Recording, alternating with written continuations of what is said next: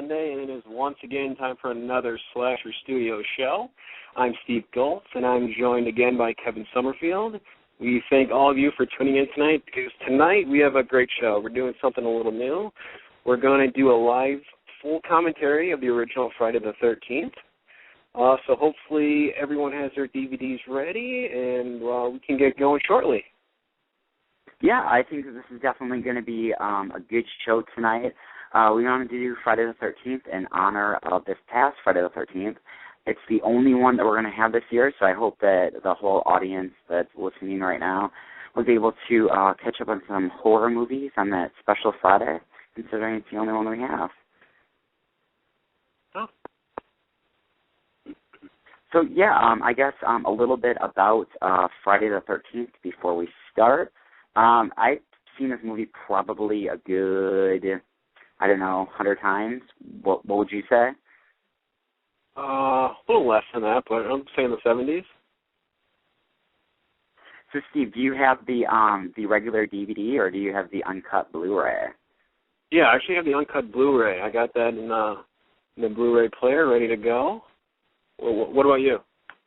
I also have the uncut Blu-ray. It's the only way to go. The transfer is just amazing on it, and it's definitely a good find. It's definitely one of the few, early '80s horror movies that I think they did a really good job remastering for Blu-ray. It looks pretty awesome.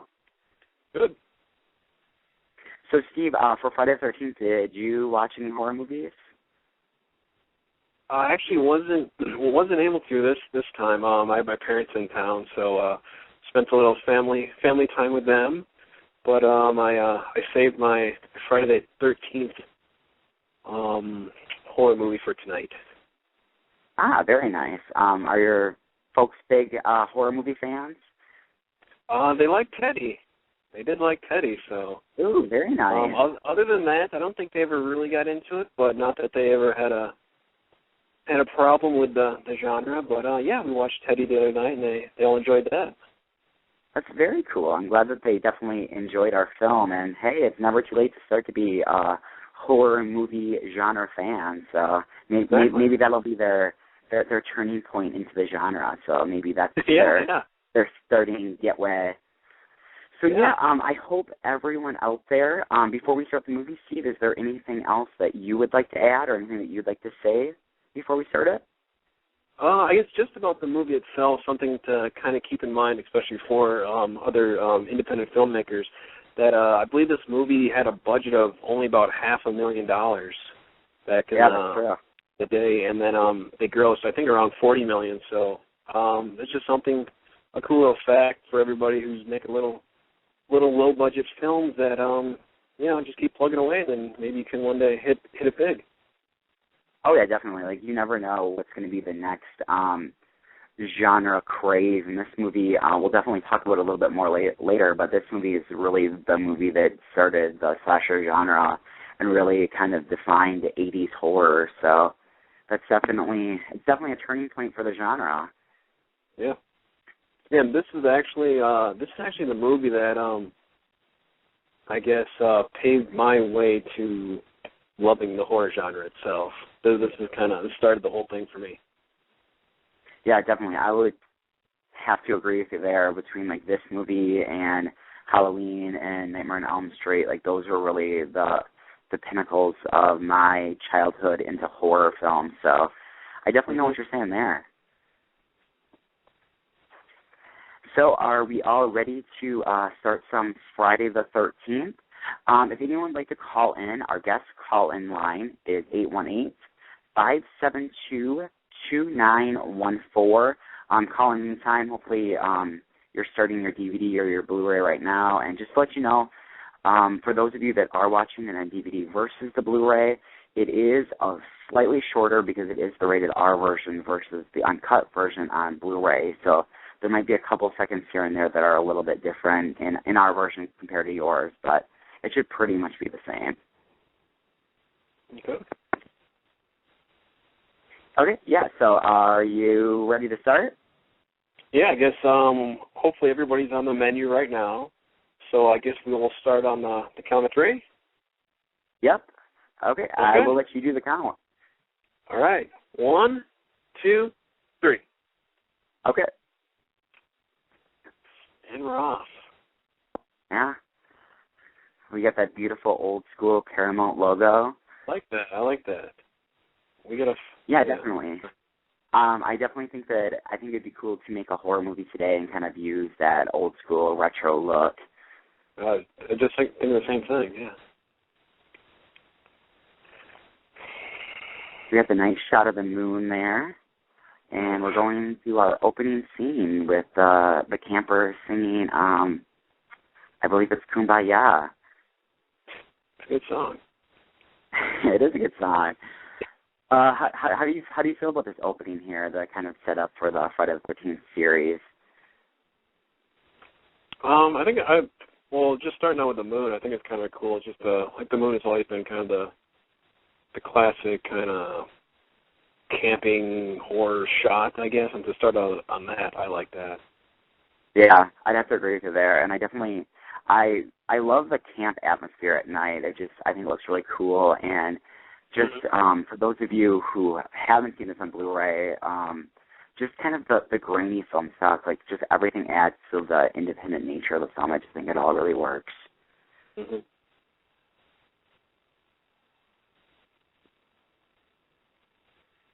Okay, and then, we got the kind of point of view shot.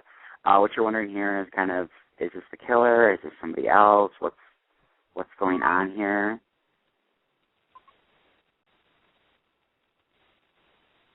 So, Steve, would you say that the original, this one right here, is your favorite of the series? I think it's between this one and 7. 7 just because, for different reasons, just because I guess people who I've watched it with and just had, I don't know, like fun times with that movie to say, but overall it's just talking about strictly the movie itself, I do like the first one the best.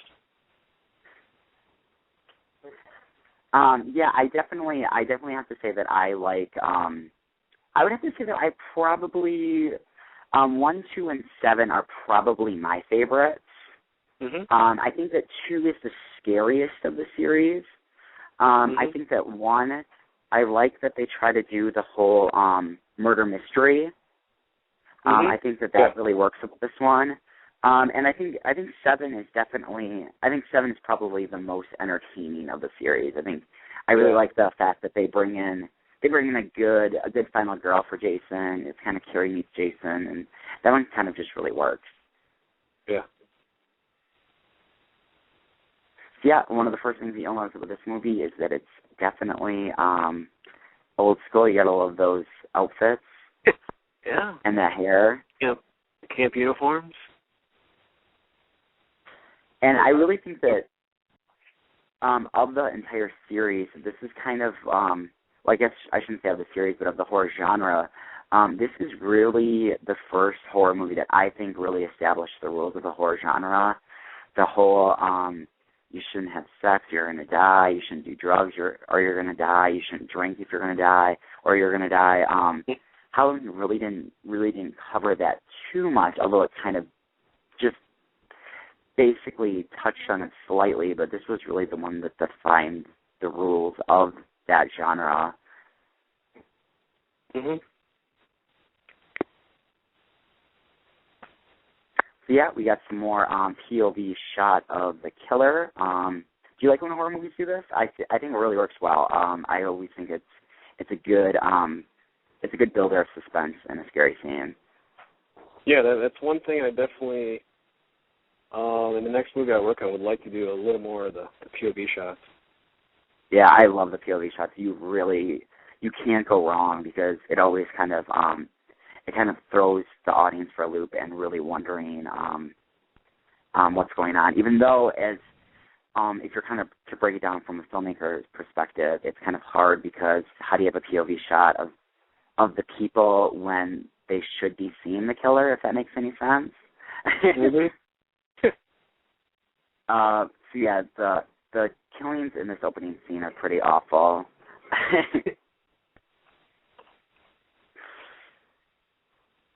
Yeah, this girl's pretty useless. Don't like that? Well, if you at least throw that tire. I mean, would you throw more than just the box? How do you feel about the slow-mo gear? Do you think it works? I think it's a cool, 80s thing. So I think within the context of this movie, it works. Yeah, I think it works, too. I think it's kind of fun. I really hate off-screen deaths, though, so it's kind of, you can't really win either way. So we got the glass breaking on the logo. Oh, yeah, and then you know it's the 80s and you know it's Friday the 13th because there's going to be about 25 minutes of white-on-black credits, followed by the infamous Friday the 13th music. That's really, if Friday the 13th is really known for one thing other than Jason, it's definitely the score, which that's definitely a note to filmmakers everywhere that if you can have a really good score for a horror film and one that's really memorable, you're halfway there right there. Yeah, I think I was talking about soundtrack and sound a couple weeks ago, and just having a sound or some type of music that has a hook to it that audience will remember days, weeks, years down the road, and will really benefit the movie. Yeah, I could not agree with you more. Between, I would say, second after a really, really, really good villain is definitely a really good score and a likable cast. And I think for the most part, although Friday the 13th does have some problems, I think it really hits on all of those major points, and I think that's really what made it become a classic of today. Mhm.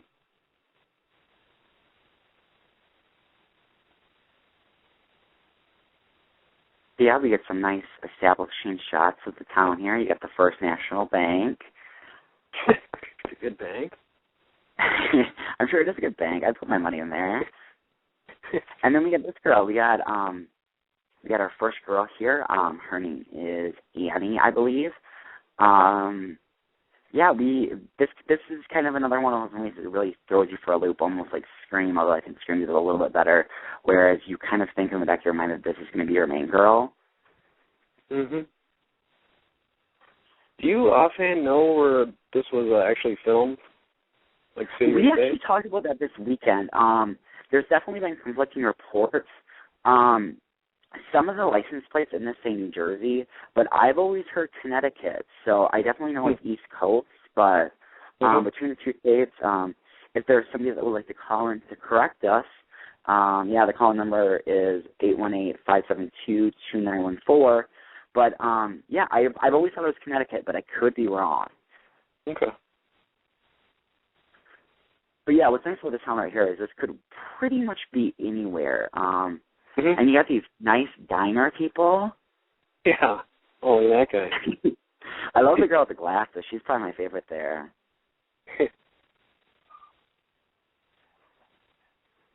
You got the girl. You know she's a waitress because she's got the pencil sticking in her hair bun.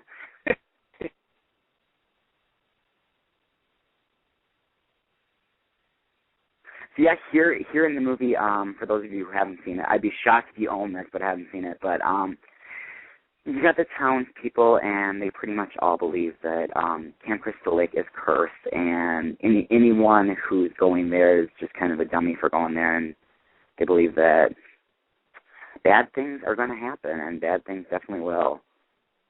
Mhm. So we're up to your favorite character. Just because he reminds me of you so much.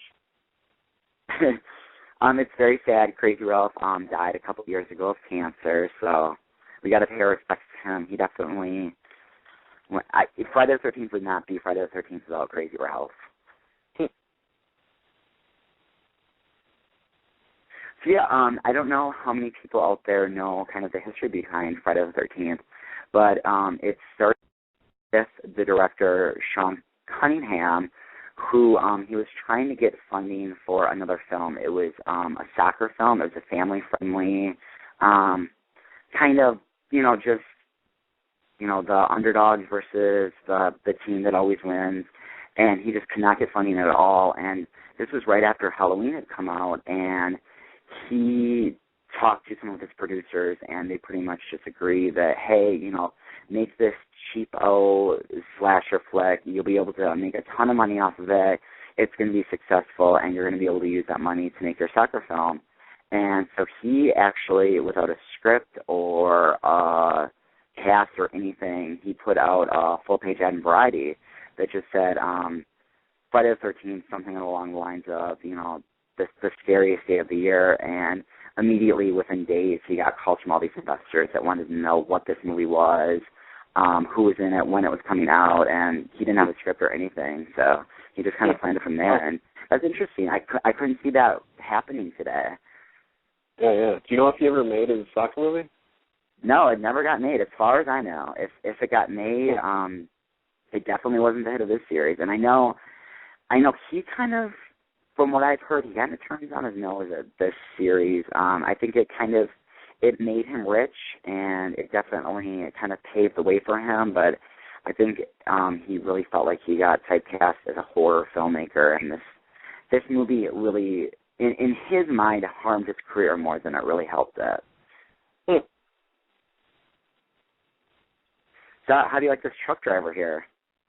I like it. I don't know if you noticed, but on the outside of the truck, it did say New Jersey on it. It did say New Jersey? Yeah. But I guess you could argue, though, even if it is Connecticut, that, he's a truck driver, so he's probably around a lot of places. That's right.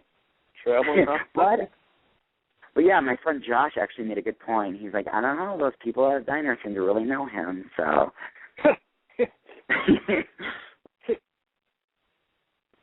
So how do you feel about Annie's performance in this film? Oh, she's everything I would expect from this movie. I like her. Yeah, I think she's cute. She's kind of bubbly, likable. If you listen to the special features in the DVD, she actually gives an interview where she actually kind of made me mad a little bit, only because she got the facts wrong of the Friday the 13th series, and that's the fact that she was so proud of the fact that she is the first one killed in the movie, and we both know that 2 people died before her. So I don't know if she just started watching the movie when she got on screen, but or maybe she just forgot, because I will say that last week I definitely got some criticism because I got some of the names wrong in the Nightmare on Elm Street series. I got Dan mixed up with Rick, so my friend Josh had to correct me almost immediately after he listened to the show to tell me that I did get it wrong. Here we go, Kevin Bacon. Yeah, we got good old Kevin Bacon and his crew. I know that the driver, he's definitely one of your favorite characters, isn't he? Oh, I got a couple laughs from that guy. He can be annoying, but the first time I watched it, when I saw it, well, not the first time I watched it, but one of the first times I watched it, and I saw this guy, and I knew I had to watch this movie with you. The funny guy, like what's so funny about him is that his jokes are awful. Like, he's funny because he is just so unbelievably unfunny. Yeah, that's right. Yeah. So I heard that Camp Crystal Lake sign went for sale on eBay for over $140,000. Wow. Yeah, that'd be cool memorabilia. Yeah, I mean, I don't know what you do with it, but yeah, this has to be your absolute favorite character. I mean, you guys share a name. Yeah. I love this guy. Don't you even have those shorts? I love his hair. I love his mustache. I love his shorts. I'm pretty sure you were wearing that same outfit when you were directing Teddy. It was pretty close. They're all talking about it's snow and it's cold, and you insisted to everybody that you just had to wear that because you had to just get in the 80s slasher mood, and that's just what did it for you. I have to do what I can.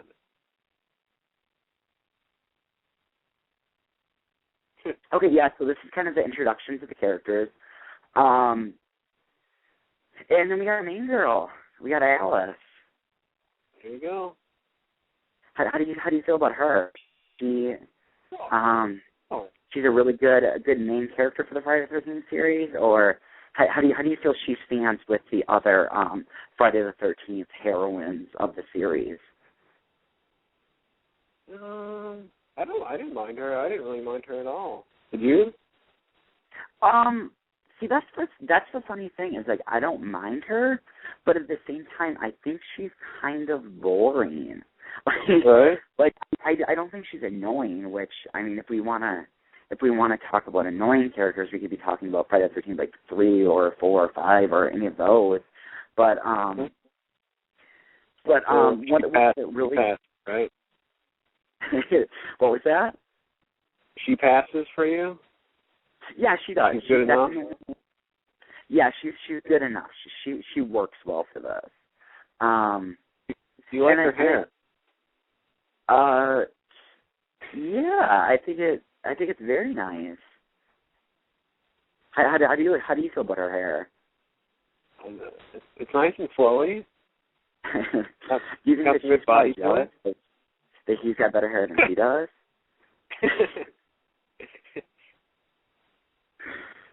Is it just me, or does it get a little creepy here with Steve and her? I don't know. Their relationship is very weird. It's kind of this is really the only scene that they established they've had a relationship, and for the most part, it's pretty much dropped after this scene. Although there's little hints here and there, but I like this part too.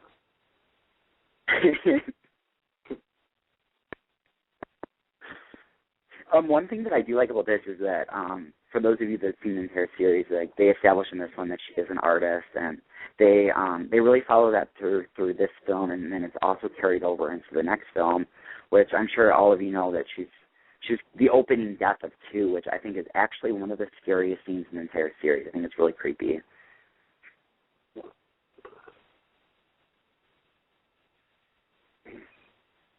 Yeah, this whole scene seems very uncomfortable. One thing that I don't know if you noticed, I definitely noticed while I was watching my Blu-ray, is like you don't really think about it now as I guess I should restate myself. You don't really think about it. I don't think that they thought about it when they were making it, as opposed to now. But like with the Blu-ray, like in that scene, like you could tell as they were doing the reaction shots, like it was completely different times of the day, and you notice so much more about film through Blu-ray. Mhm.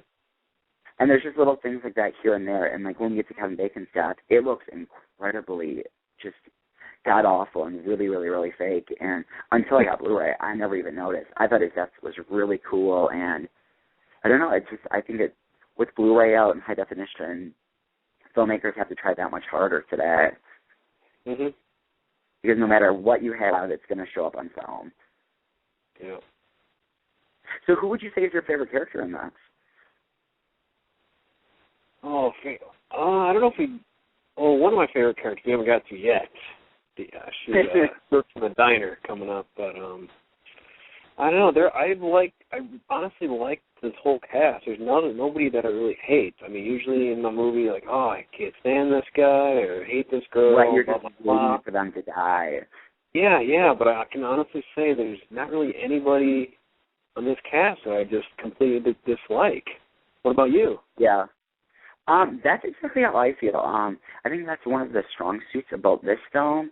I don't think that this movie is terribly well written, but at the very least, they're all likable, and I think that the actors, I don't think that they have tremendous range or anything, but they do what they can with their parts, and they're fun. They're believable as these camp counselors. They seem like they would be friends, and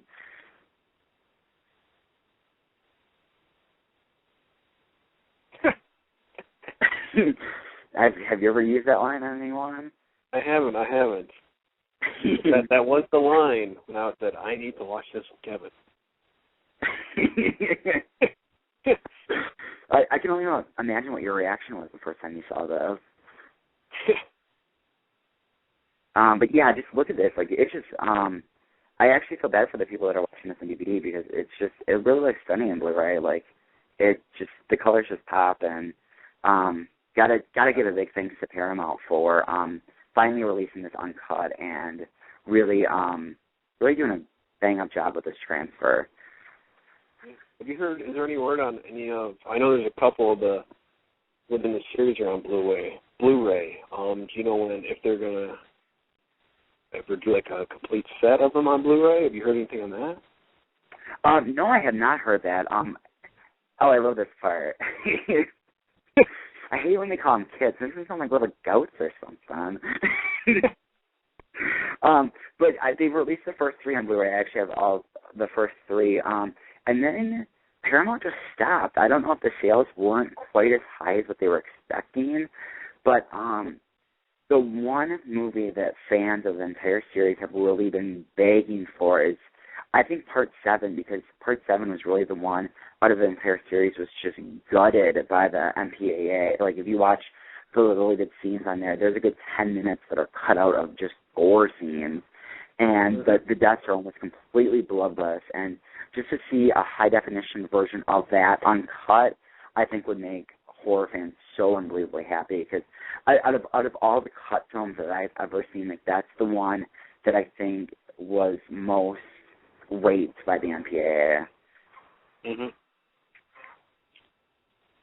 So yeah, we got this whole misdirect here that it really implies that this is Jason, or this is like some guy after these teens for some reason. The first time that you had seen this, you were familiar with the series, right? Mhm. Yeah. Did you know that it was going to be his mom, or was that a surprise for you, or had you known that from screening, or how did that work for you? The first time I saw this, it was a surprise to me. So, at the time, I don't know really how I felt about it, though. I think I wanted it to be Jason, but were you after watching it, were you just like, who's this old lady? Yeah, what is this? What? Arnold Palmer's wife. What? I know Becky Palmer. She has not been kind to the series. She did an interview for this DVD. Ooh, we got this really good death scene right here. For those of you that are watching it on Blu-ray, this death is definitely one of them that's much longer than the original DVD. In the original DVD, it's just a cut across. It drips blood for like a second, and she drops to the ground. So that was a cool ad, and I would say that in that the special effects pulled up pretty well. Mhm. So we got them out on the lake. They're having fun. You got Kevin Bacon and Speedo.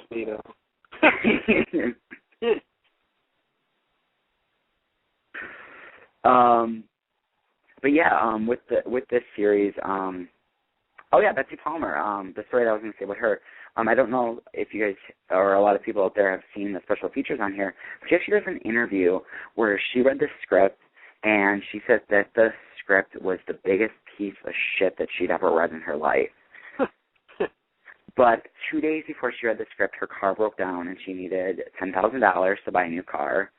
And they were going to pay her $10,000 for, I believe it was 5 days' work. So she said, this is a big piece of trash. It's garbage. It's shit. No one's going to ever go see this. So I'm safe. Like this isn't going to hurt my reputation. And now this is kind of what she's best known for. And I think she's come around a little bit, but at the time I know she definitely was not happy about the horror genre or about this movie in general. Right.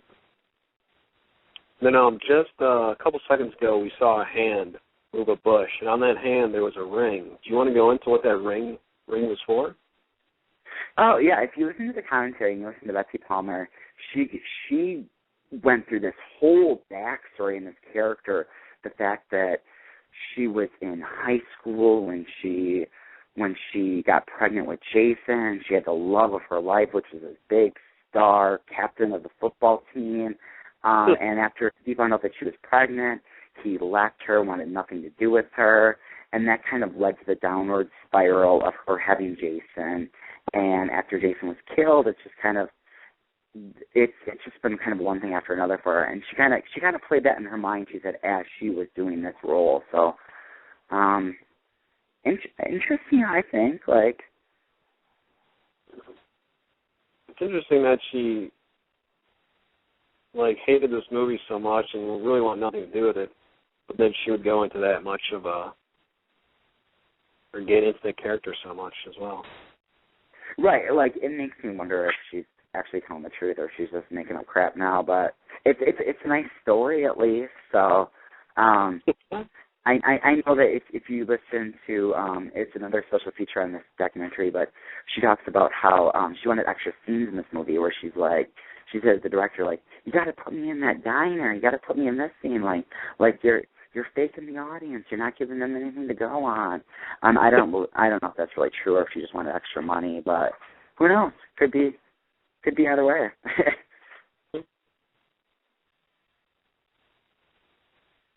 Okay, so we got Alice back in the camp. I bet this scene really scared you. Ew. The snake. That scene freaks me out. It makes me jump every time that snake jumps. That's so disgusting. That's one thing that I absolutely hate is snakes. Snakes scare me so much. Yeah. Now this guy right here with the machete, I think he looks a little like maybe a slightly older or maybe an 80s version, at least his face, of Shia LaBeouf. Can you see that at all? I guess you could say that.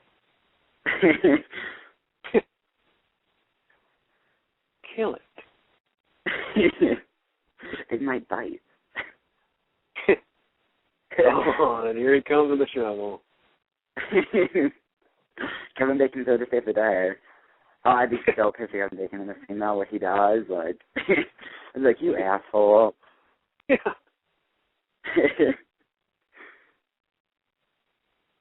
Now, would you be huddled under there waiting for the snake? I wouldn't, no. Now look at him. Look at this. Like, who does that? Like, maybe it all Mikey, but... Oh.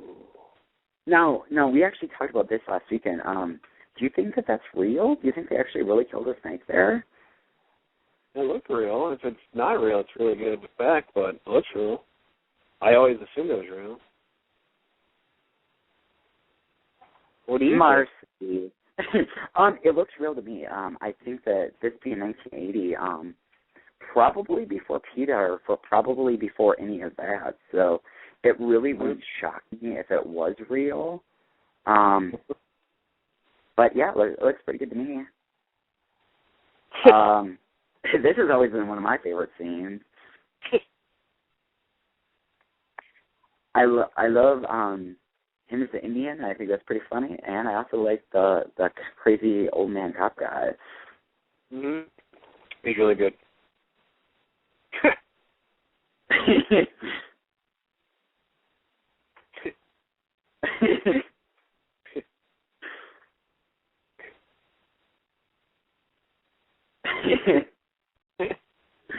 I think the remake might have been better if they would have had a cop like this in it. Yeah.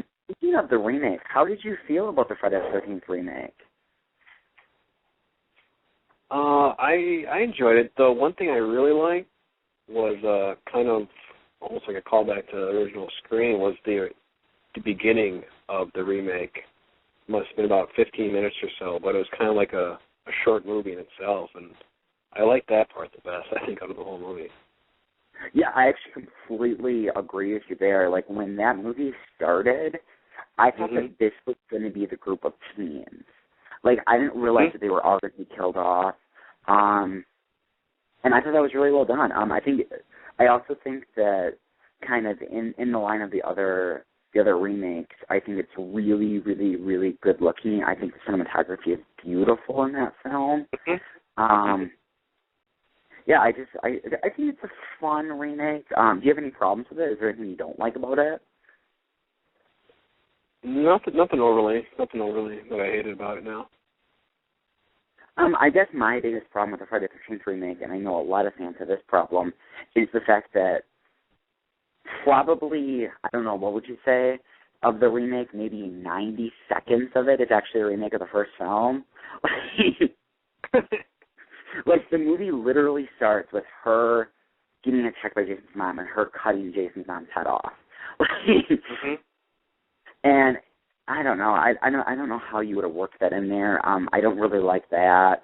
I also, the other problem that I have is that I think that they kind of try to remake parts 1, 2, 3, and 4, and it's too much in one movie.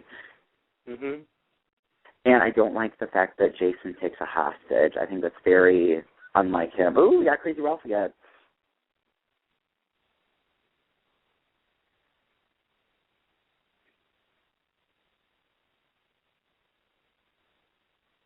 Now, were you sad when Crazy Ralph died in the second one? It was a sad moment. How did he get in the? Why was he just standing in the pantry? Well, we actually talked about this when we saw this last weekend too. We just think he got drunk and got lost. We did. We just think he got drunk and got lost, and he was willing to just spew this out to anyone who opened up that door. He just wanted someone to let him out. I love when he looks back and he's like all like anxious, and then he gets his bike with the basket on it. Nice.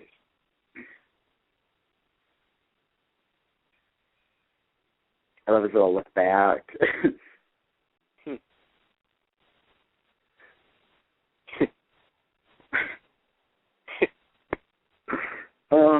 So a little bit more about the history of this film. When this movie came out, like you had said at the start of the show, this movie was a huge, huge hit. It made about $40 million in the U.S. alone on a $500,000 budget. So it made about its budget back about 80 times, which is incredible. But critics just attacked this film like crazy. I remember for Gene Siskel in his review column, he actually posted Betsy Palmer's address and told readers of the Chicago Tribune to actually not call him, but actually write her and say how disgusted they are with her that she would appear in such trash as this. Seriously? Yeah, he actually posted her address.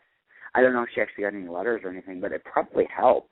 Siskel and Ebert did a whole show on how they call these dead teenager movies and how these are really degrading.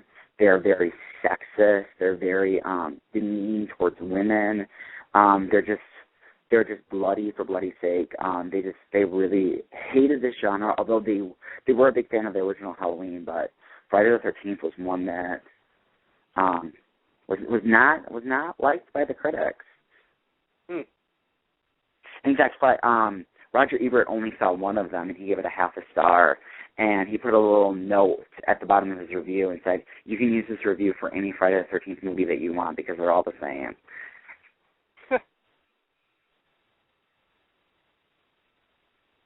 But I actually wrote my thesis paper when I graduated from college.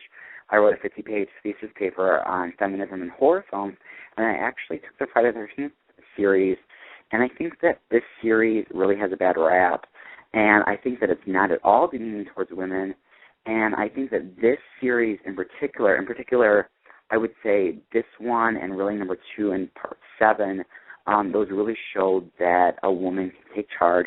They don't need a man, and they're able to conquer their fears and really live on. And I think that's really empowering. I don't think it's sexist at all. How do you feel about that? Do you feel that horror movies are generally sexist towards women, or this series in particular? How do you feel about that controversy? No, I don't feel like that at all. Actually, when you just said that a couple minutes ago about what the reviews said about it, like I was in my mind, I was thinking, really, like that just makes sense to me. So yeah, I don't feel that way at all. Right, and I would say like, if we're talking about a genre that's really sexist and really demeaning towards women, I would say romantic comedies are much more demeaning towards women than horror movies. Romantic comedies tell women that you have to look a certain way, you have to dress a certain way, you have to have a certain job, and if you have that, maybe possibly you'll find a man that will love you. And I think that's incredibly demeaning towards women, and I think that if you're to even just compare those two genres, like I don't understand why there's this hatred towards not only horror movies, but just slasher films in general. Like, horror films are not liked at all among critics, and I think among critics that slasher films are really kind of the bottom of the barrel. And I just think it's really sad because I think of the horror films, that slasher films can really be the most fun subgenre. Mm-hmm. Here's a fun fact. My mom has those hair braids. For real? It's for real. No joke. Yes, those. The same color and everything? Yeah. Every time I watch this, I think of my mom when I see those. Did your mom have hair like that in the 80s? I'm sure she did back in the day. Did your dad have hair like Kevin Bacon? I don't ever know. I don't know if he got that long, but he did do the that's another reason for your parents to watch this film. Yeah. It'll remind them of their youth.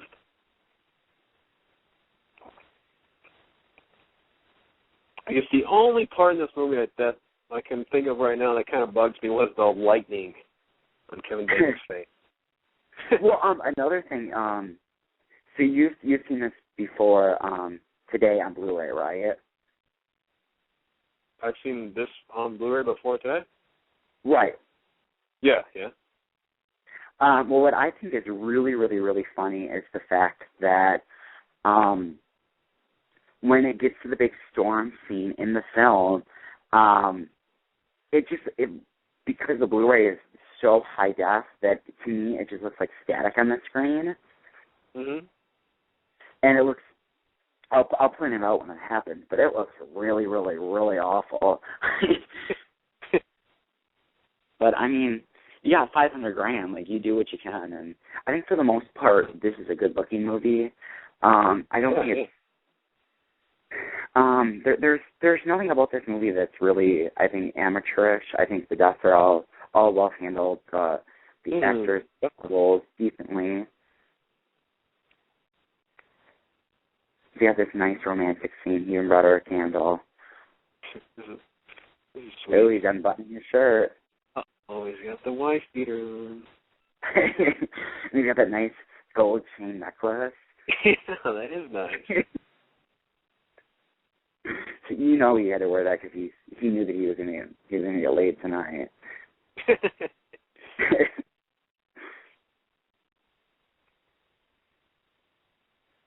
One thing that is interesting about this film, and I actually kind of like it, and it's true of a lot of early 80s and late 70s horror movies, is the fact that it really takes time to develop these characters. It's not like today where it's become so MTV and so manic that literally every single second something has to be happening. Mhm. And just to compare, like, the characters in this film, so, like the characters in the Friday the 13th remake, I didn't particularly like any of them in the remake. I thought they were really obnoxious.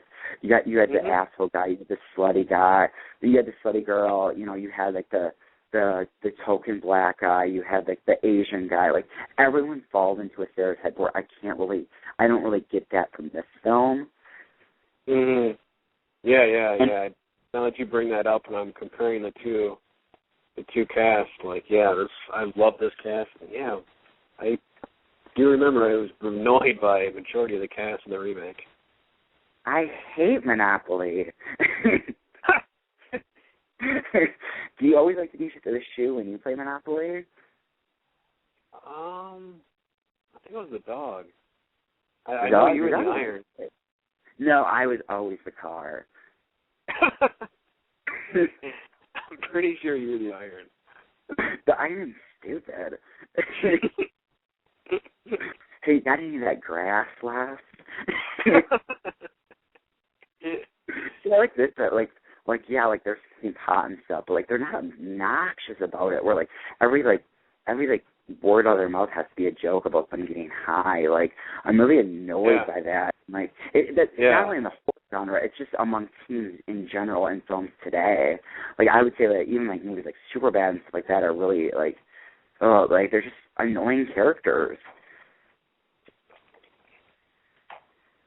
And my big fact is, like, if if they're not characters that I would want to hang out with in real life, I don't want to see a movie about them.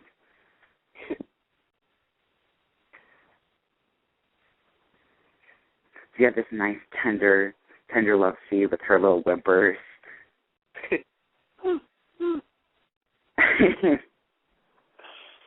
Ooh, and we got the reveal. A good reveal right there. Ooh, and that's a good cut through. That looks pretty good. Ooh. Are you sad that your funny guy can't be in this movie a little bit longer? I would have liked him a couple more scenes. You won't be making jokes no more. Ooh, I like those little beards. I wonder where you get those today. Yeah, they look almost like the bottle from Red Stripe. What is it, though? Do you know? No, I don't. They look like Budweiser. Yeah, that's what I was saying. Yeah. Yeah, but they like, I was just thinking in my head, they just remind me of like the Heine bottles today. Mhm. Feeling on my bladder.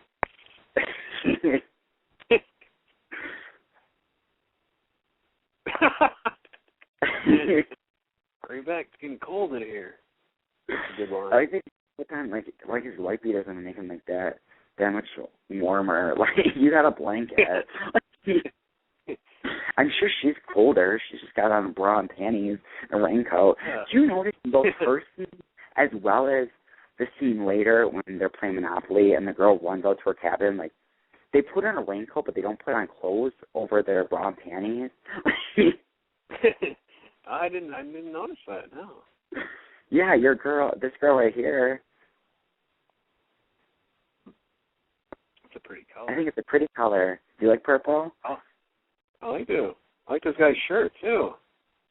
Actually, that's pretty stylish. I'd wear that today.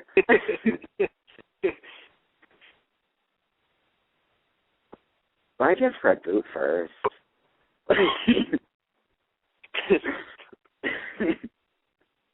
And then I like that as soon as the other guy dies, now all of a sudden he becomes the funny one. Have you ever played Strip Monopoly? No, I have not. Would you like to land on her old Connecticut home? Kentucky home? Oh, Kentucky, that's right. Yeah. He's got his grass. Yeah. He's got to smoke a little after sex. I do like the drops of blood that we're going to be seeing in a second here. Yeah, it's a nice little effect. Yeah, and it takes the audience by surprise a little. Oh, here it is. Now this is cool, and this is actually much longer in this version than it is. But look at that. Oh, bad coloring. Yeah, I never noticed that looks so bad on DVD, but now look at this. Doesn't it kind of look like static?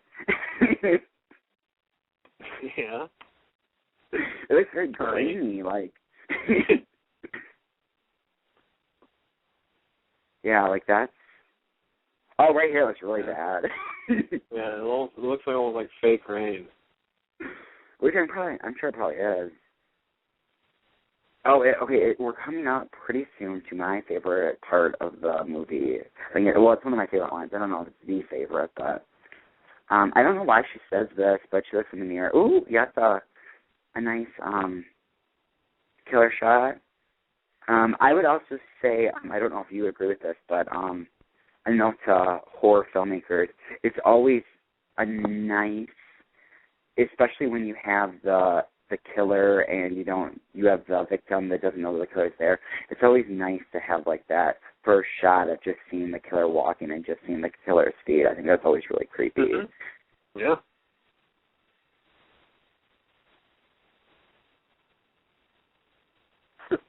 She's looking around in the bathroom. I don't really know what she's looking for.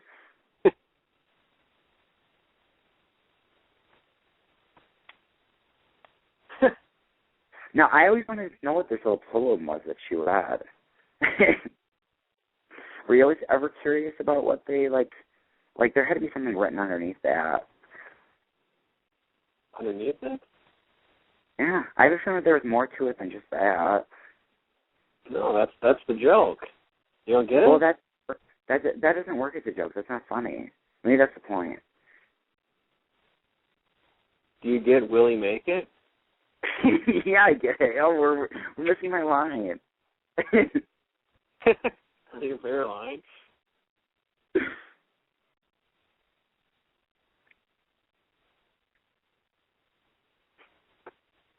Do you like her nice panties? I don't think nice. Accentuate her butt.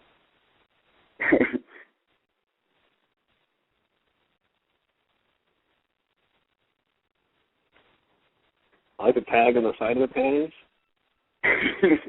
Why didn't you rip that off? Maybe they're new. Who knows?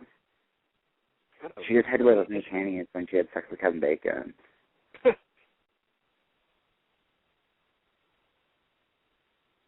No, I would say in this movie, I think that this is probably the death that's probably best at keeping up suspense for the entire scene. I think this whole scene really works. I think it's really, really creepy. Mhm.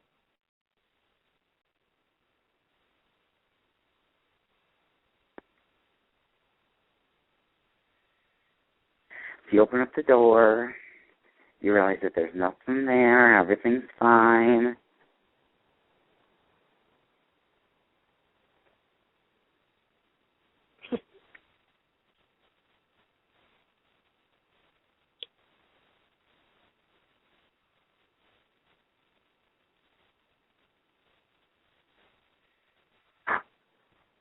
Nope, nothing. Ooh, nice shadow shot. Well, that's nice.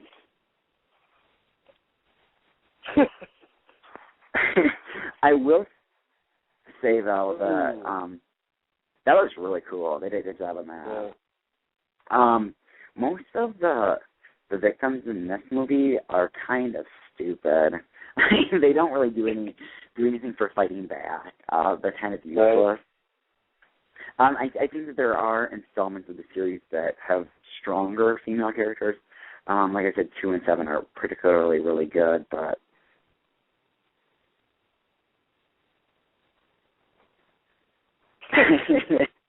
funny guy. Oh! How's the door open? That's a good question. And then the other question is, like, there's... We talked about it last weekend? Yeah, I don't think we talked about that. Well, by this time, we had some drinks. My friend Sarah that actually watched this was her first time watching this movie, and she hated it. Oh, yeah. She's like, this is so boring. When's something going to happen? And even at the end, like, she thought that, like, the whole Alice versus Mrs. Voorhees, she had thought that lasted hours. She thought we were watching the same part over and over and over again.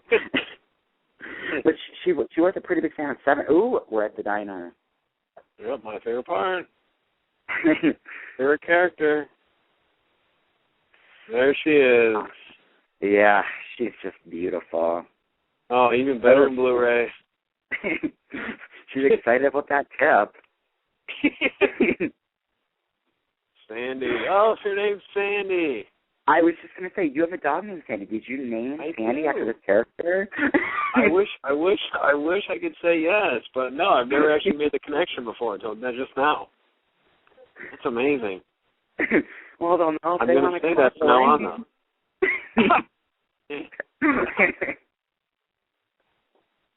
You want water? That's it. Now, I got to say that if she had been Jason's mom, this might be my favorite movie. This would have been my favorite movie of all time.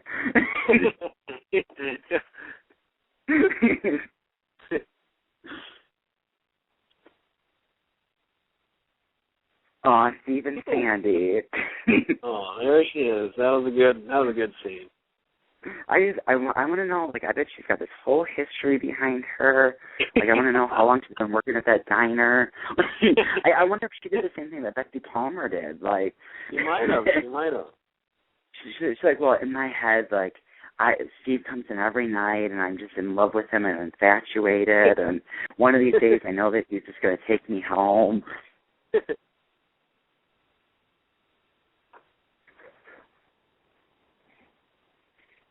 When's the last time you've seen somebody in a raincoat? Has it been a while? In real life? Yes, in real life. Probably since I was like a little kid, and like my mom made me wear one.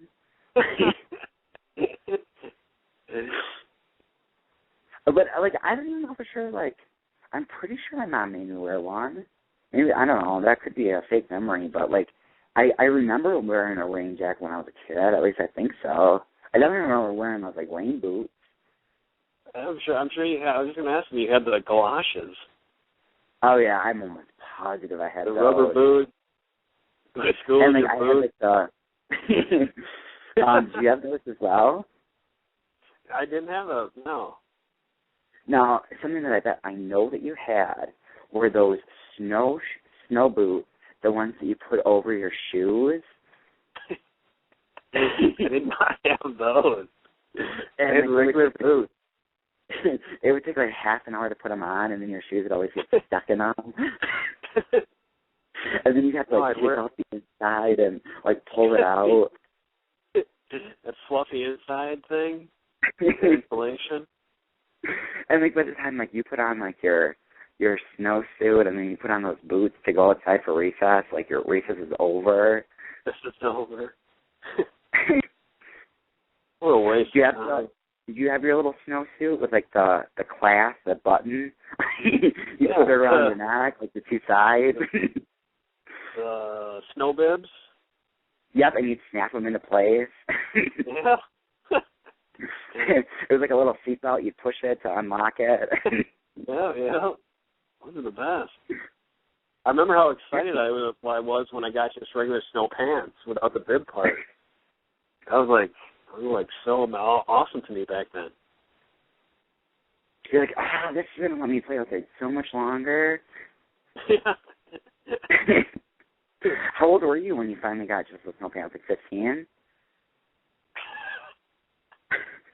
I was going to say maybe 5th grade. So like what, 9, 10? No, that was like 12.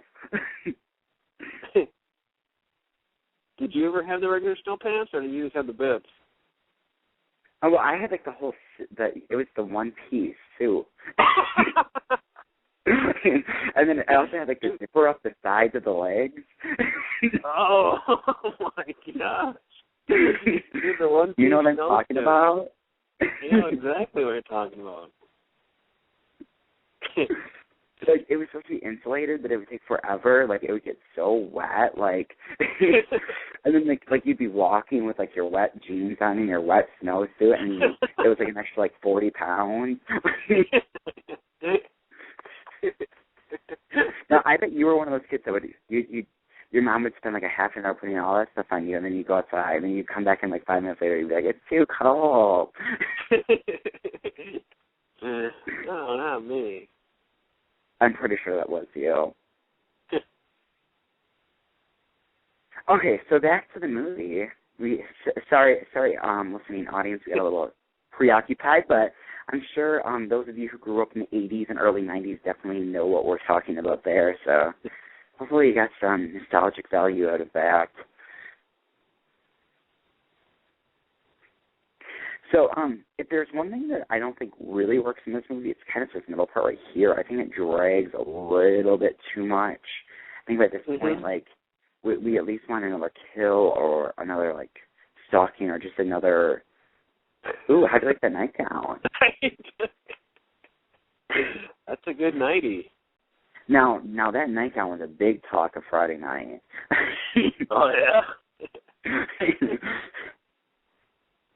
Did any of your friends have that? No, but one of my friends, I don't remember which one it was. I think it was either Sarah or Jenny, but she's like, it looks comfy. It does look comfy. I'll give it that. I like the lace. Well, she's definitely not expecting a Kevin Bacon booty call. She's around that, though. But yeah, like the lace around the neck and then also on the sleeves. That's a nice little combo there. It is. It is. It's funny how I was just thinking how far we've come. Like right here, she's reading a novel, and if this was made today, you know, the girl would be laying in bed with her iPad too, reading the book. Oh, yep. Or like like listening to like her iPod in bed, like. Yeah. I don't know. I like a good novel. I don't think anything for me personally will ever replace books. I feel like I'm on the computer so much already that if I want to sit down and read a book, like I just want to get away from the computer. I don't like having to take my computer everywhere. Oh yeah. I'm kind of old-fashioned that way, though. I still just have the desktop.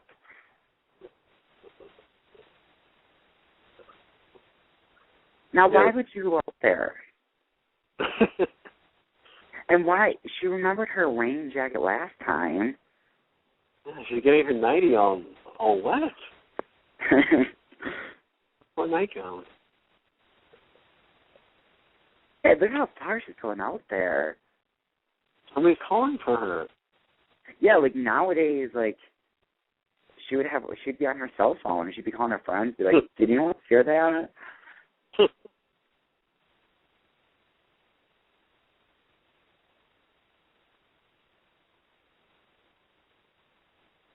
Where are you?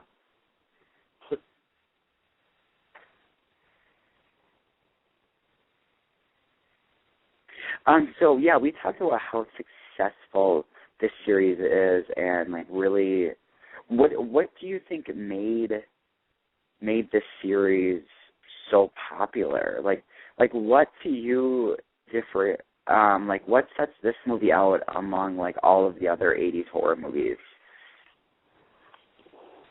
Honestly, I know I brought this up before, and I've talked to you about it. One thing I think that really helps out with this movie, as well as even like Halloween, is just the fact that it can become popular with young kids due to the fact they can easily wear a costume like this for Halloween. I think that's huge in marketing. I think that'll drive sales in the movie, the DVDs, Blu-rays, so on. Just having something simple like the hockey mask and the machete and like some dirty old clothes, I think that goes a long way in like making the movie popular with different generations, you know, so the kids can wear it for Halloween, and you know, older kids or grown-ups like the movie for what it is.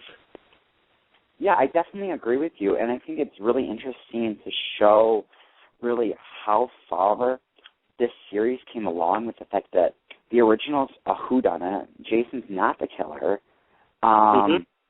It really, it's really interesting how much the series changed just from 1 to 2, and from 2 to 3. Like 2, he's got this bag on his head. He's got like the potato sack. He's got the one eye showing. He doesn't have the machete. He's got most of deaths in that one, or at least a lot of them, are with the pitchfork.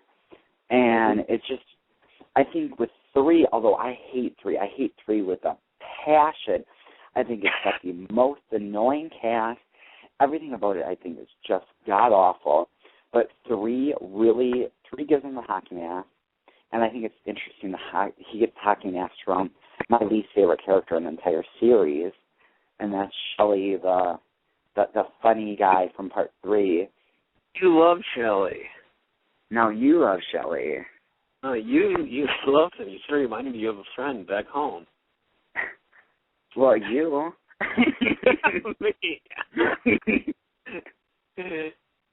He reminds me of a friend that lives in Phoenix. He just graduated. No, he is annoying and he's not funny. Oh, it's one of my favorite lines. Now this is a great line read if I ever heard one.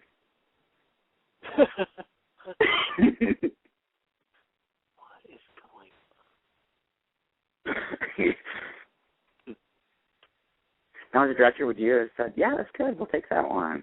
Yeah. Moving on. They're probably pressed for time. They got to get these going. Oh yeah, that's kind of the beauty of of independent film. You just really gotta go with it. But one thing that's very interesting about this film, and I think that really stands it out from all of the other horror movies, is, and I don't know if you knew this, but Friday the 13th was the first slasher film that was ever released by a major studio. Mm. Before this, Halloween was independent. All of these other ones were independent. Well, Paramount bought the rights to release Friday the 13th, and I think that probably really helped its popularity. Yeah, definitely.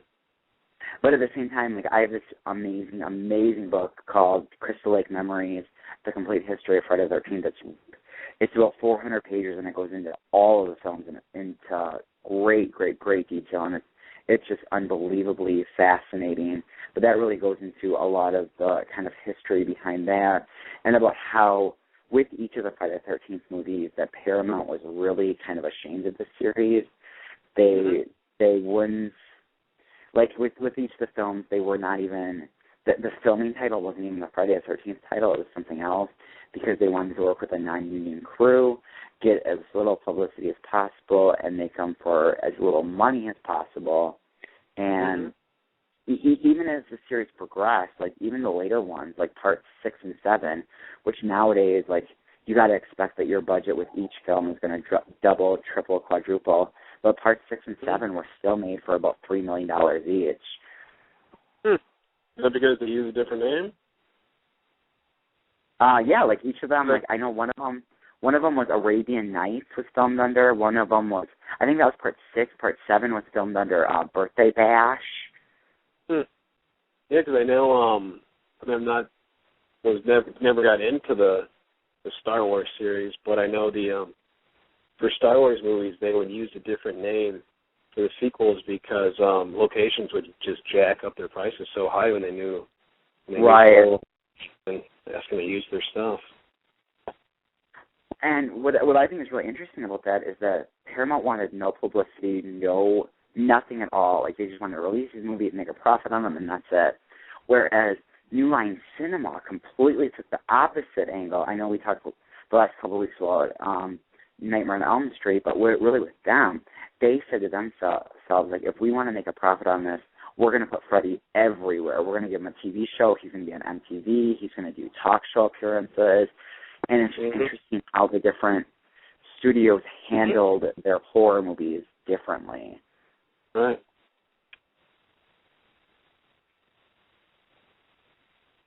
And I remember one of the first horror movies I ever bought on DVD, when DVD first became popular, was the original Nightmare on Elm Street, the box set. And for Friday the 13th, the box set, that box set didn't come out, I believe, till 5 or 6 years after Nightmare on Elm Street. So Paramount was really kind of behind on these. And with the exception of the first film, they've never released any of the other ones uncut. Well, did you ever hear any reason of why?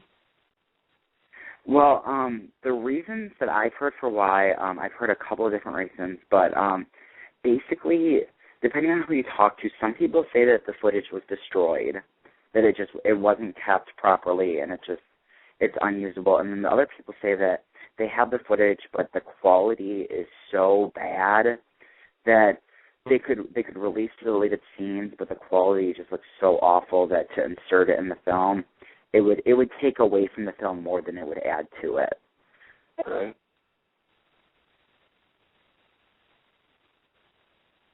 Oh, we're coming up to your favorite death. Who's that? I gotta say, your character does not have a good death scene. My character? What are you doing out in this mess?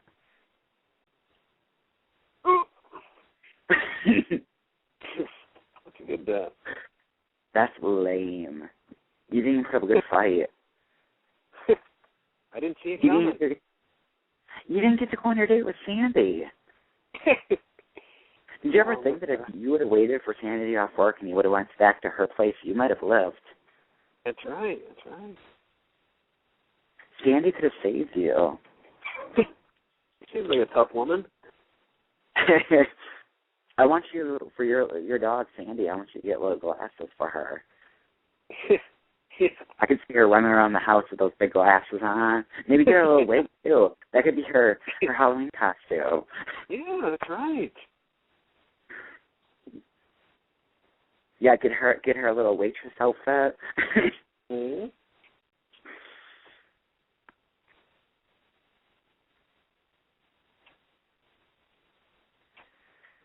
So we're down to only a few characters left.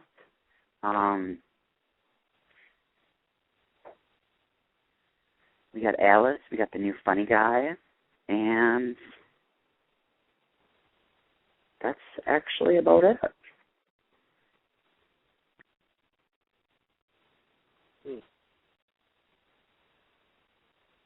I got to say that I felt very proud. This is a little bit off subject, but I was actually at Walmart today, and they had an entire display, a whole aisle of tiki torches. Oh, nice. Yeah, literally every single one was the one that we used for the death in our film Teddy for me. So I felt honored that this display was for me. So yeah. They knew you were coming. Yep. We just need to get those DVDs in Walmart now. Wisconsin's on our side. Yeah. In Arizona, they probably have them hidden in a corner. You have to ask for them. They got them in the back room. Yeah.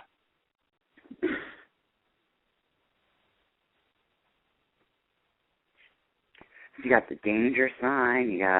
You got another raincoat. They love raincoats in this film. They love raincoats. Yeah.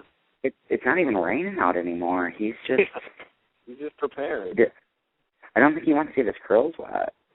Yeah. I think they did a good job with the lighting too here, because there's a lot of stuff at night, and they can be pretty tough to light and make it look real, not like there's a spotlight shining right on the guy. You right. Make it as if it's the moonlight stuff. Completely agree. Like, that's like the biggest problem with horror movies is that it's either like this big spotlight where you're wondering where's his light coming from, or it's pitch black and you're just trying your hardest to just figure out what's going on screen. Mhm.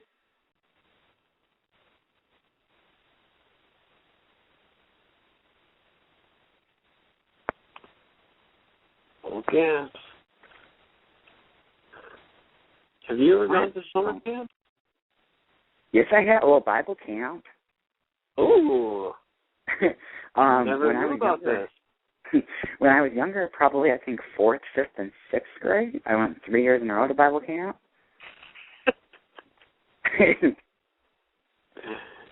I'll need to hear more about this sometime. We went on a bus to Wapaka. Do you know where Wapaka is? Wapaka? What is in Wapaka? I've been there. There's a campground that was a lot like Friday the 13th. And, like, with it being Bible camp, like, I was not even allowed to mention this film or say that I had seen these movies. They believe that these are very satanic, and if I even talked about these films, that I was going to hell. But that is definitely another discussion for another day. But, yeah, we played some nice games during the day, and then there was some good church sermons at night. Oh. I can't really see you at camp. I was pretty good. I was on the paddle boats and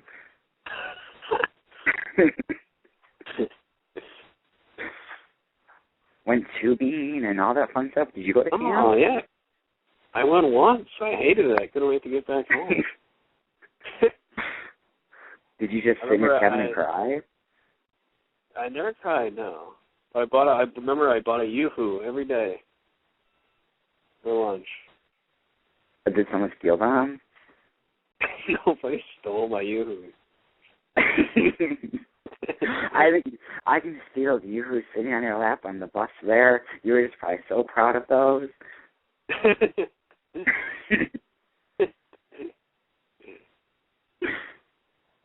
So how long were you gone at camp?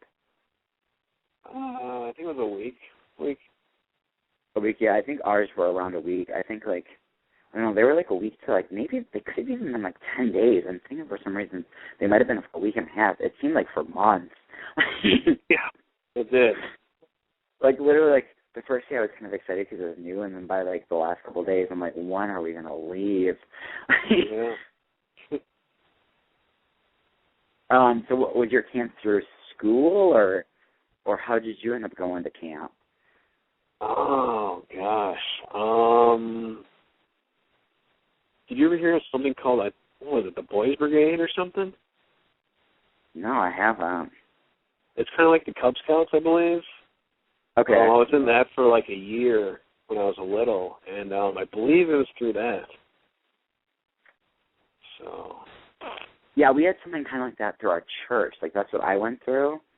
And, like, and I was a trailblazer. Ooh.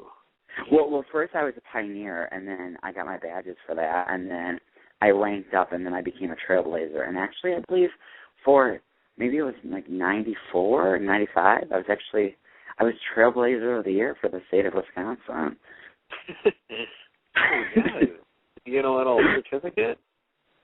Oh, I got a plaque, a gold plaque. Oh, that's even better, a gold plaque. Yeah, and they have like a ceremony, like for the Pioneer of the Year and the Trailblazer of the Year. Oh, there's a good reveal. Ooh, that is a good review. You get another throat slash.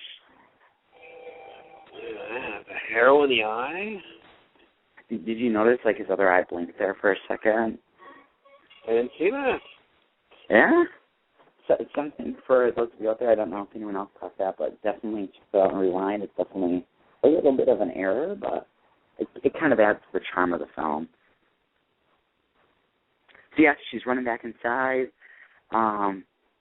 One thing I love about the Friday the 13th series, more than any of the other kind of horror series, is that at the end you always have that great reveal of the bodies. Mm-hmm. And I think that always works for added tension and a little bit of added gore in a horror film. Love her makeshift lock she's making. Yeah, she's doing what she can. She's a strong female heroine.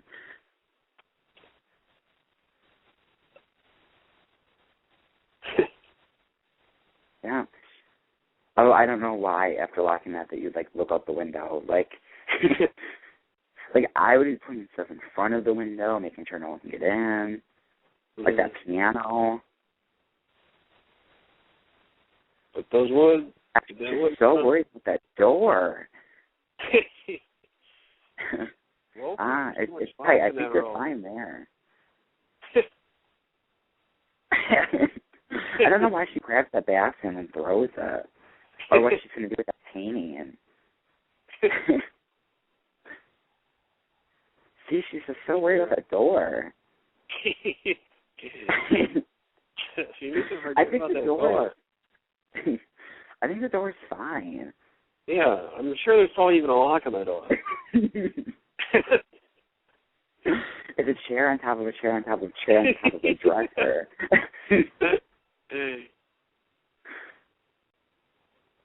I like those like pictures, like the presidents or whatever above the window. Yeah, I saw those when she walked in.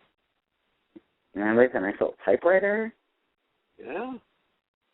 Ooh, I do like the reflection of the lantern on the window, though. That looks pretty cool. It's a nice little tension builder.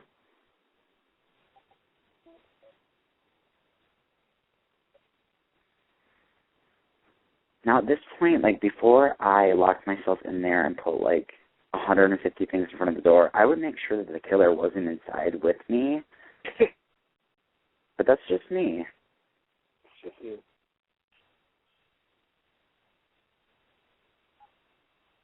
Yeah. She's got that little tiny pitchfork. That's a dirty kitchen. Yeah. I would not want my food cooked in there.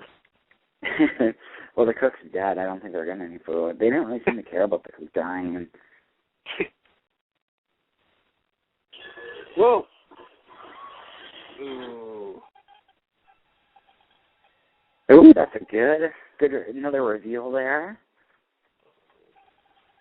We see that Brenda is now dead, and she's pretty much come to the conclusion now that she's the last one left.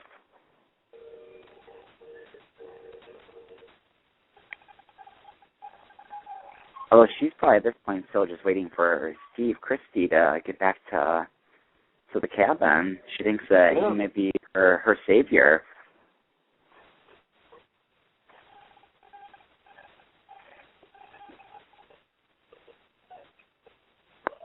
There's so many like props in here, like the little cans of coffee and the food and the plates. I wonder how much of that was actually there. If any of it, do you have any idea? Like when they rented this place? That's actually a good question. I'm guessing that they probably, with the how little budget they got, they just rented it or they just kind of borrowed the cabin from a friend. But either way, like I don't know what they added to this, but the set design is really good. I would believe this is an actual 1980s cabin. Ooh, there she is. Mrs. Voorhees.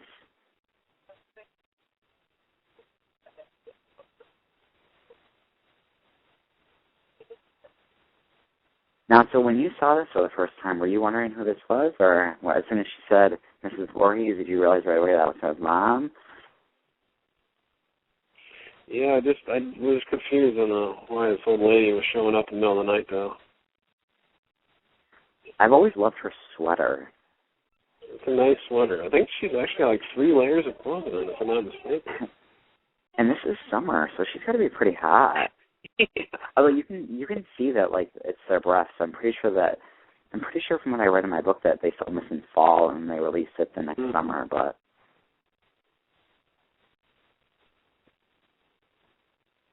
so they're going back inside. As at this point, she has no idea that she's the killer.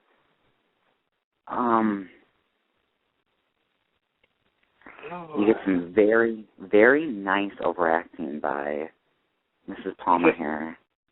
So young, so pretty. I love when she just bangs her fist on the wall.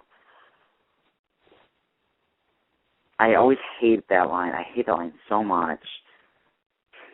Bill's out there.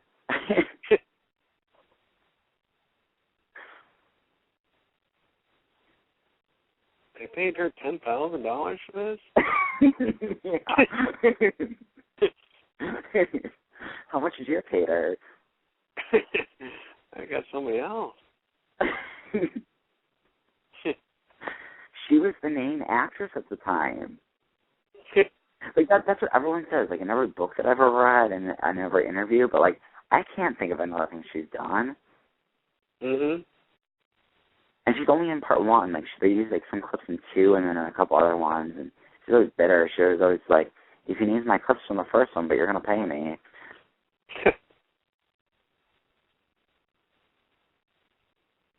So this girl who plays the main girl, Alice, she did parts 1. She dies at the beginning of 2, and she actually retired from acting for about, I think it was about 10, maybe even 15 years, because she actually got a stalker that actually hunted her down, and I guess he actually put a knife to her throat, and I guess she was pretty viciously attacked by a stalker who's a big fan of these films, which is kind of scary and very creepy. And that is weird. It wasn't until a couple of years ago that she finally started doing interviews in the series, because it was very hard for her to talk about it. But it's very sad, and like I really whenever I hear stories like that, I feel really, really, really bad for the people that those happen to, and it kind of makes me sad too, because I don't want people to look at horror fans and horror filmmakers as kind of these insane psychos that will do anything that they want for the people that they want. Like, I think that they're definitely the minority, not the majority, and I think that the most horror fans are very, very stable. So how do you like this little fight here? Not bad. I wish you would have kept hitting her, though.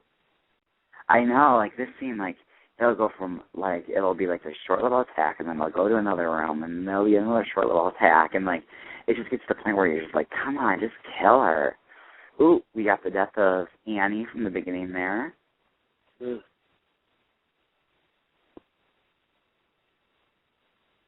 I always like this part that's coming up right here.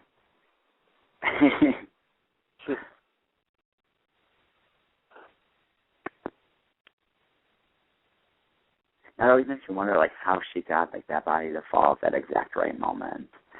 She's so good. But of course, like that's the question that you're not supposed to ask a series like this. We got in this whole discussion when we watched this on Friday night about the fact that it doesn't make sense that Jason dies when he's a child, but he comes back as an adult.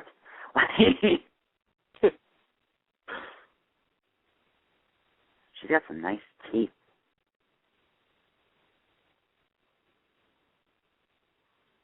Those are nice teeth. Yeah. So I always thought with the Jason music that it was like the I never know it was the ka and ma together that made that sound, and it was from her saying that the killer mommy, the kill mom, was actually those two little bits put together is what actually made the Jason theme. Really? Yeah. That's interesting.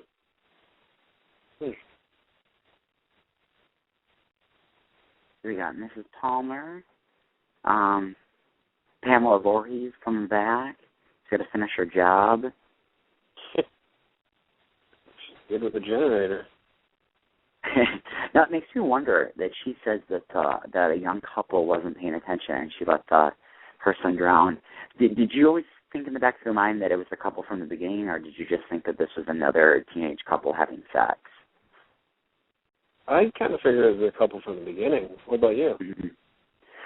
Well, that's made me wonder that too, but if you watch like the series of these films, and it kind of gets more convoluted as it goes on, but the years really don't quite match up. But I know as a kid I always thought that. Yeah, this is a kill mommy thing.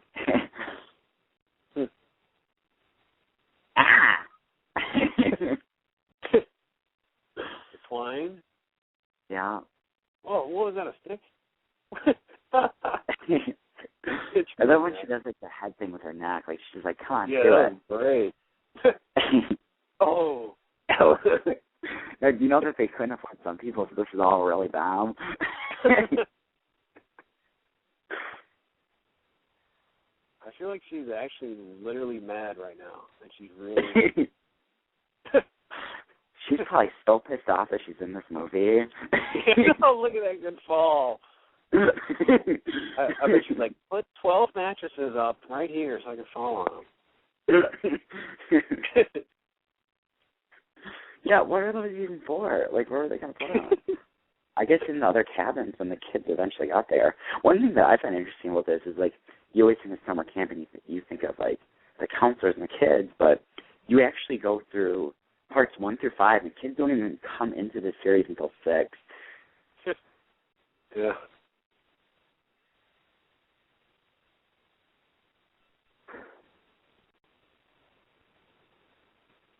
Ooh, yeah. She's sneaky. She is.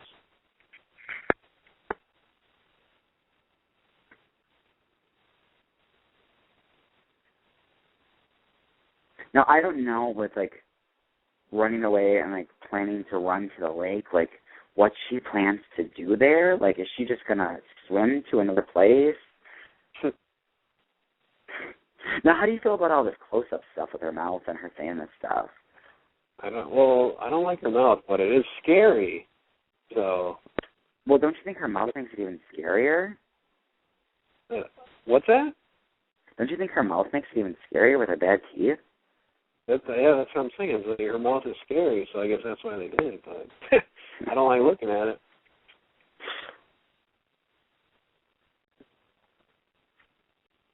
I hope I have that good of teeth when I get to be Betsy's age.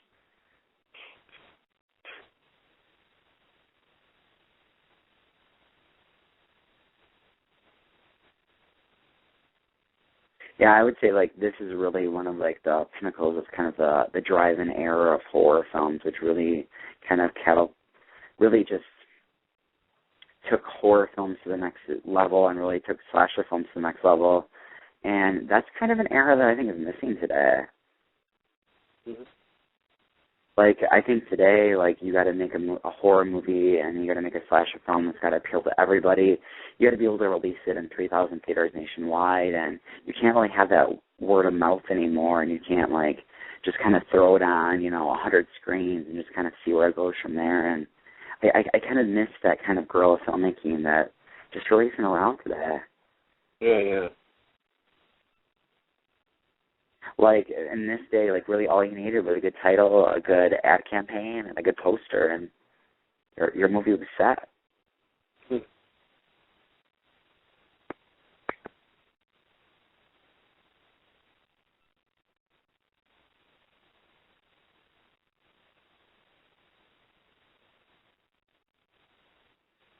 Yeah, I don't think that anyone making this film would have ever guessed that this movie would have spawned 9 sequels. Yeah, no kidding. I mean, 9 sequels, a Versus movie, and a remake. Like, that's insane.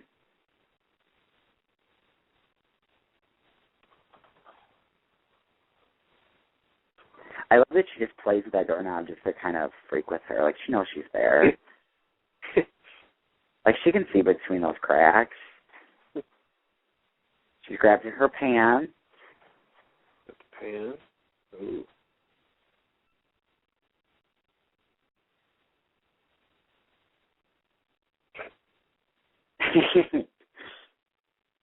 Oh. Yes. Now, I'm sure back in this day, like I'm not 100% sure, but it wouldn't surprise me if they actually used a real machete there. They just hoped that everything would turn out well.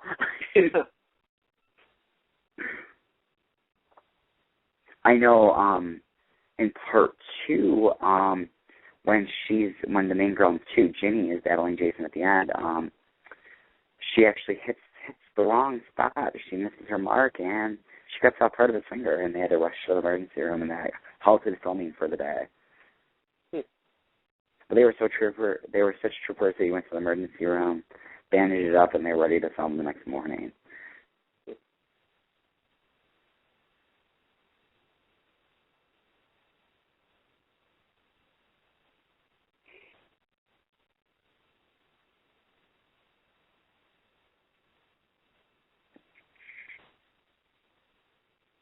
So how many teddy heads would you give this film?